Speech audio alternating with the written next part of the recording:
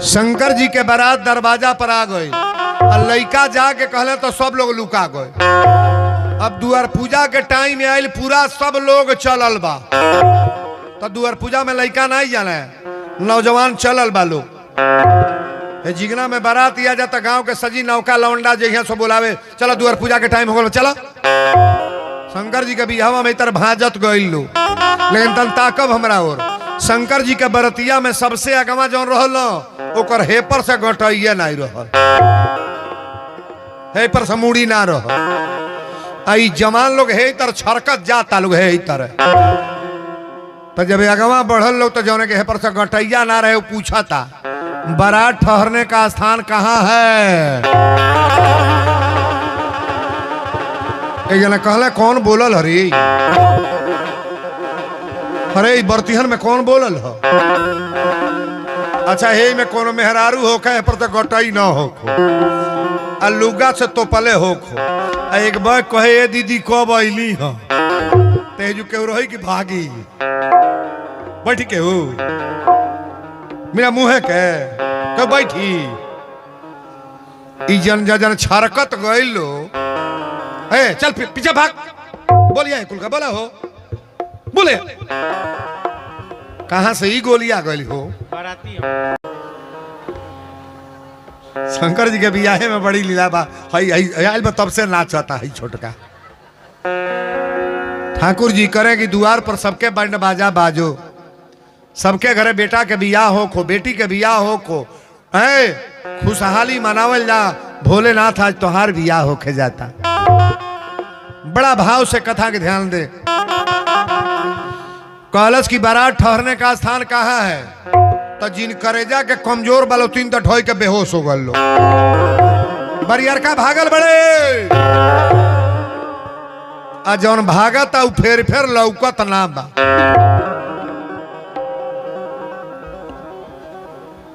कोनो घरे भंडारा होता ना, जगी परोजन में देख ले, कटहर के सब्जी केहू चलावता आ कटहर के सब्जी ओरा जाना तो परोसे वाला फेर फेर लौकी नाई, ओकर चेहरा लाई लौकी। अब बर्तिया लोग मांगल करे कटहर कटहल कटहल, अब रोहित तो हम ले आओ तो लुका गए। होशियार आदमी कबो खतरा से दूर रहेला। बड़ी सुंदर भाव बा। शंकर जी के बारात जब दरवाजा पर जाती है तो नारद जी मैना के बोलोले, कहले माता मैना है नहीं आई, हमार बाही पकड़ी। मैना कली बाबा बारात तो बड़ा जमगर आयल बा, तनी अभी बताई, तनी हमरा दमादे के बताई कि हमार दमाद के हो। अगिला आवत उहे हो। 4 गो मूड़ी रहे ब्रह्मा जी के, सबसे अगवा उहे रहली। तो नारद जी कहले उनाई हमें उस शंकर जी का नौकर हमें दुआरी पर दुआर बाहर है। मैना कली बाप रे बाप, जब इनका नौकर इतना चैंपियन बा तो दमाद तो हमार चोख हो करी है। दूसरे नंबर पर विष्णु भगवान रहले। मैना कली की दमाद हो हई हवे 4 हाथ वाला। नारद जी कहले वो नहीं हमें घर के बाजार उजार करे खेती उती करावे ले। मैना कली एकर मतलब हमार दमाद चैंपियन बाण है। अब वही बुढ़वा पर बैले पर बैठ के है तर शंकर जी हिला ताड़े। नारद जी कहले अब बर्तिहन से मिली रौरा भेंट करी, तन चल तनी हमरो बाराती में देखी परिचय के आयल बा। नारद जी बुझ गए हूँ कोयले के नंबर। बाराती में कहले पहले के भागेला, तनिको जे में बतियोले बता पिटैले के डर रहेला। मैना जब एली थरिया में पानी है, लोटा में पानी, थाली में दीपक जला के सब सामान लेके कि दमादे के आरती उतार। शंकर जी बैठल बड़े पीछे पड़े, बोल चलता है आगे पड़े। विष्णु भगवान कहले चेहरवा आगे पड़े करी हो, आरती उतराया जाता आगे करी। शंकर जी जब हे पड़ भैले तो मैना के हथवा के पानी गिर गए।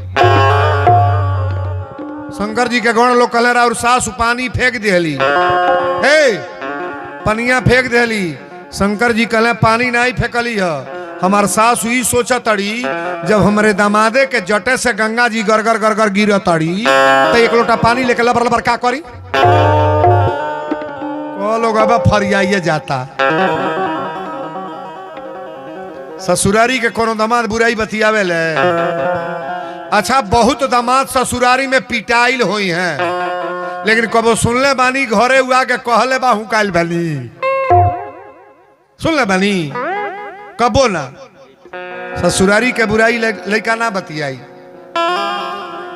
अब देखी मैना जब शंकर जी और तकली पीछे पर बैठे तो ले टप दे दिए बुता गए।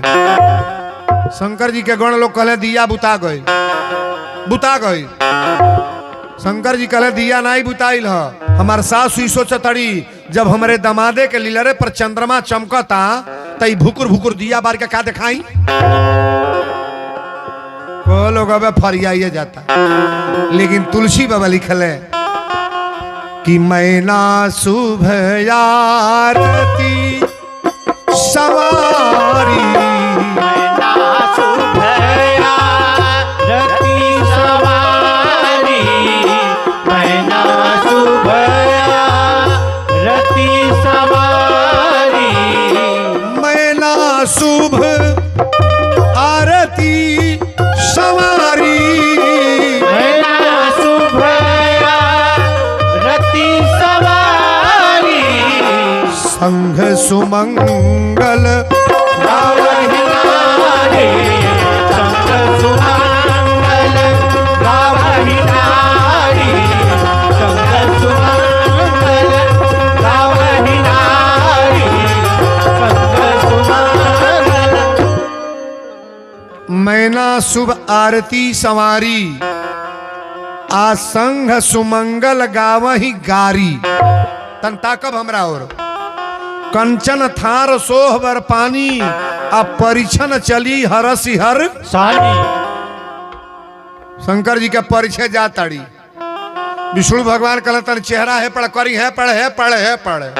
अब बैला के खोदल तब बौरहू है पड़ भइल, तब 4 गो सांप है ही तर लटकल है। मैना कहली रे गटैया में सांप हो, है सांप आ कनवा में बिछी, आई कपार में से पानी गिरता, टप दे थरियवा पटक के बेहोश हो गईली। आ 5 मिनट के बाद रोते सुसुकत उठली। एक मुहे 1000 गारी, नारद के हम काहि बिगाड़ा, अब भवन मोर जिन बसत उजारा। नारद तोहर का बिगड़ल नहीं कि हमार परिवार बसल तू उजार दिल। मदारी के साथ शादी हुई, डमरू बजावेला के साथ शादी हुई, भिखारी के साथ उघार दमाद हमार दमाद हमार।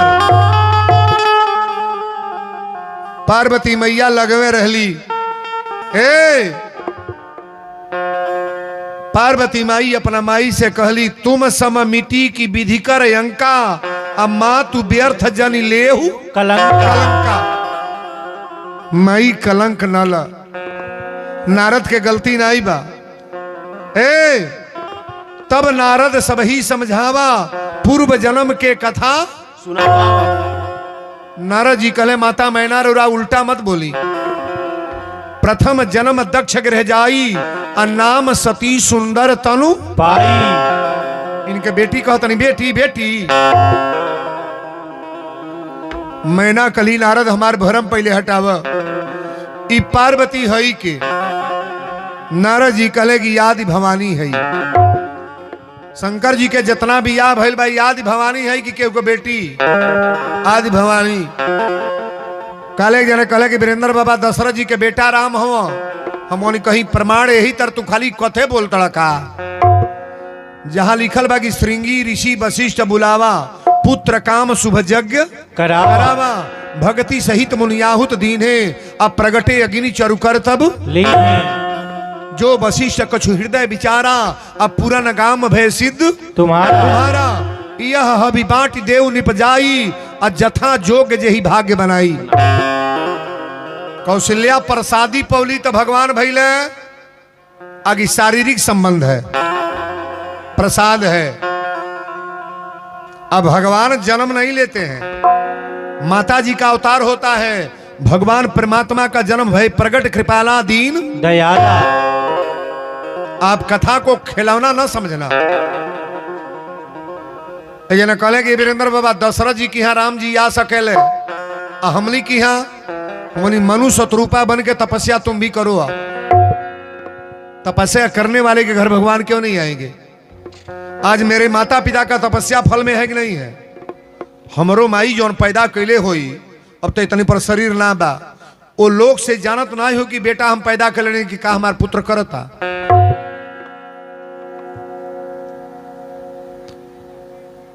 चार गो बेटा जन्मा लो, सुनिए गौर से सुनिएगा एक शब्द।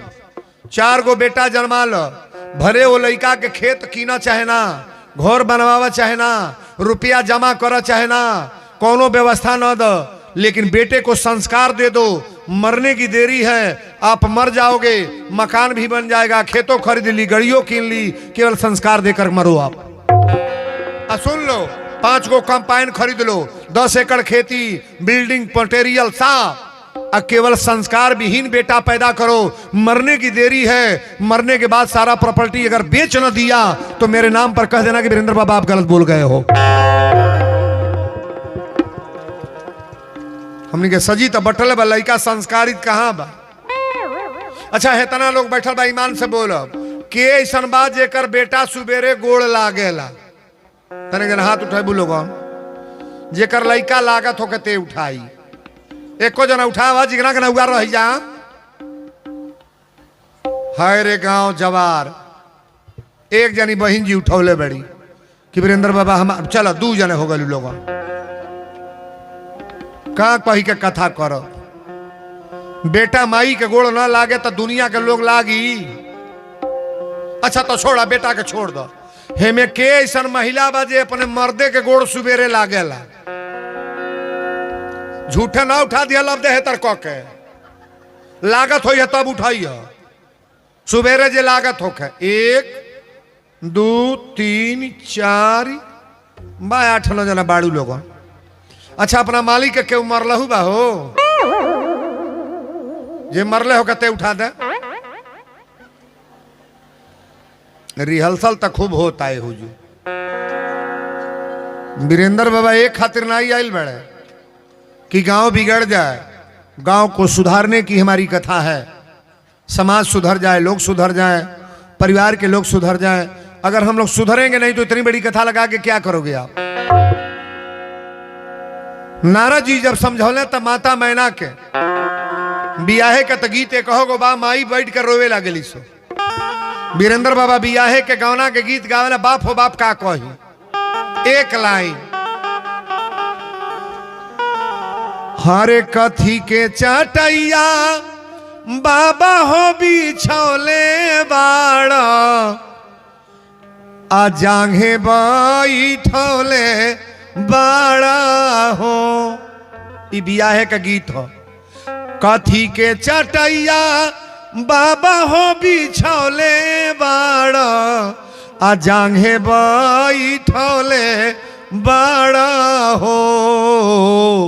हरे कथी के करे जवा पापा हो बनौले बाड़ा, हमके बिसरौले बाड़ा हो। ये बियाहे के गीत तन ध्यान से सुनो। अरे कुश के चटैया बेटी हो बिछौले बानी, आ जांघे बाई ठौले बानी हो। आ काठ के करे जवा बेटी हो बनौले बानी, तोह के बिसरौले बानी हो। दूसरी लाइन बा,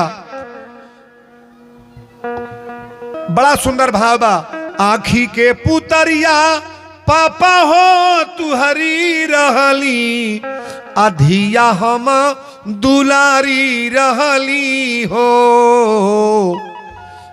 आ कैसे बिसरबा पापा हो प्यारी रहली, अखिया के प्यारी रहली हो। अरे कैसे बिसरैबा पापा हो प्यारी रहली, अखिया के प्यारी रहली हो। हमरे अंगनवा के तू तुलसी रहलू आ माटी के अहुनवा रहलू हे।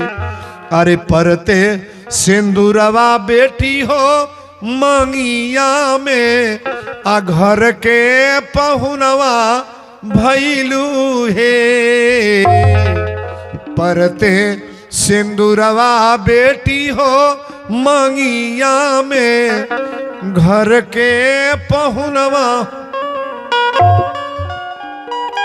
ये लड़कियों का जीवन चिड़ई के बसेरा है। बियाहे के गीत हमारे लग 10-15 गो बा। एगो हेहू का गाई ले अगना में रोवेली दुलारी धिया दुअरा बाजे ला बाजा अब मंगिया में सिंदूरा लगाई के बिहने ले जाई है राजा। सिंदूर ऐसा चीज है ना जिस बेटी को पोस पाल के आप तैयार करते हो उस लड़की को ऐसे परिवार में भेज दिया जाता है जहां उसका कोई ना हो महाराज। पहले दिन जो लड़की जाती है उसको कैसा लगता होगा, कैसा लगता होगा। न वो सास जान रही है, न ससुर जान रहा है, न उसकी ननद जान रही है, न देवर जान रहा है, न कोई पर्चा, न कोई किसी प्रकार का कोई बात नहीं। लेकिन वही लड़की जब रहने लगेगी 5 साल के बाद वो लड़की अपने मैके आने का नामे नहीं लेगी। प्रेम मिल जाता है ना। तन बिचवा में 1 मिनट ब्रेक ले। एमे के चाहता कि बियाह हो जाता नहीं हाथ उठाए। बियाह कटवा देखी को जने आयल बड़ा हथवा उठावे के बाबू तन ताली बजाइए बरियारे तो